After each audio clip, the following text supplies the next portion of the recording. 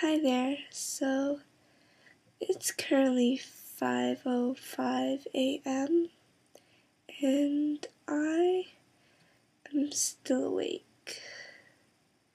So if you notice, my eyes are a bit squintier than usual just because I'm really tired, but I don't really want to go to sleep because I don't know, an idiot? Is that the right word? Moron, ignoramus, imbecile, dunce, nitwit, Nimrod. Wait, no. Actually, Nimrod really isn't an insult. We hear Nimrod a lot from, I think it was Bugs Bunny, where he calls Elmer Fudd Nimrod all the time because he's stupid. But Nimrod is actually a biblical character known to be a really great hunter.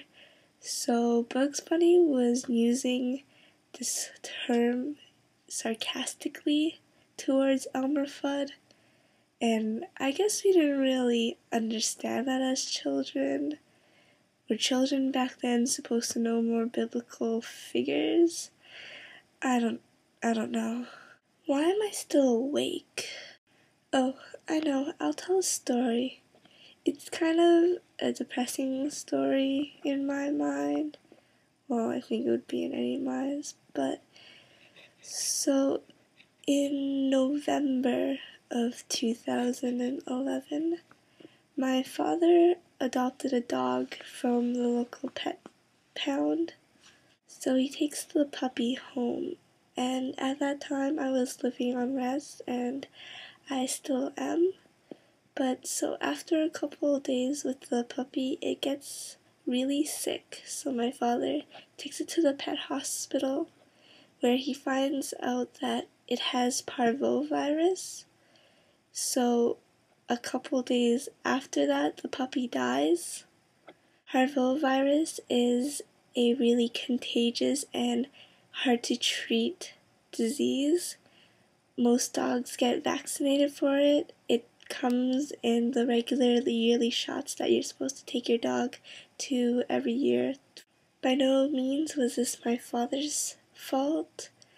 He didn't know that the dog was infected, neither did the pound, and the dog was already infected when my father adopted it. So when I went to go visit him during the winter break, he takes me around town and then he asks me if I want to go see the dog pound to look at some dogs, and I'm just like, hell yeah, I love dogs. So we get there and we look at all these cute dogs, and oh my god, the pet pound is just the most, I don't know, it makes you so happy yet so sad at the same time, because there's just all of these dogs who don't have homes in these little cages, but when you walk around you realize that all these dogs are just sweethearts. They're not like troubled dogs or violent dogs. They're just these sweet dogs that just don't have homes. Not that I'm saying that the more troubled dogs don't deserve loving homes where they're taken care of properly, but I digress. So we come around and we see this one puppy, and it's a lab mixed with a border collie, and it's just the most adorable thing ever. Its name was Swizzle, and my dad and I are just sitting there playing with it, and he turns to me and he just asks me, do you want to adopt this dog? And I'm like, hell yeah. So we go to the front desk and tell the secretary there that we're interested in one of the dogs, and my father has a free adoption that they gave him to compensate for what happened with the last puppy that he adopted.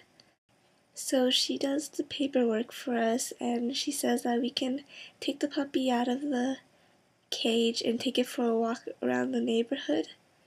But when we come back, the lady tells us that when she looked at the paperwork, she realized that my father wasn't allowed to adopt quite yet because, like I mentioned before, parvovirus is an extremely contagious virus, and if he brought the puppy home, it would most likely catch the virus, and its fate would become the same as his last puppy. So my father doesn't really understand English that well, and there's this lady explaining things about contagious viruses and whatnot, and he doesn't really comprehend. So I'm the one who has to tell my father, a grown-ass man, why he's not allowed to adopt a puppy and take it home and care for it. I felt like the adult, and it was heartbreaking to know that first of all, my father adopted a puppy and had it die on him, and second of all, he wasn't allowed to adopt another dog. He kept asking if there was anything he could do so that they would let him adopt, but there just wasn't. And on the car ride home, I just saw him counting the months until he was allowed to adopt again, because they told us that he wasn't allowed to adopt until March. And he tells me that he just wanted a dog to spend Christmas with. Maybe the worst part was is that when we got home, I was looking for something and I went through the drawers, and so I opened them, and what I find is just these drawers full of dog food and dog toys and dog treats, and at that point I think I really just wanted to crawl up into a ball and die. So yeah, this has been late night story time. I hope I can fall asleep before the sun comes up. Good night.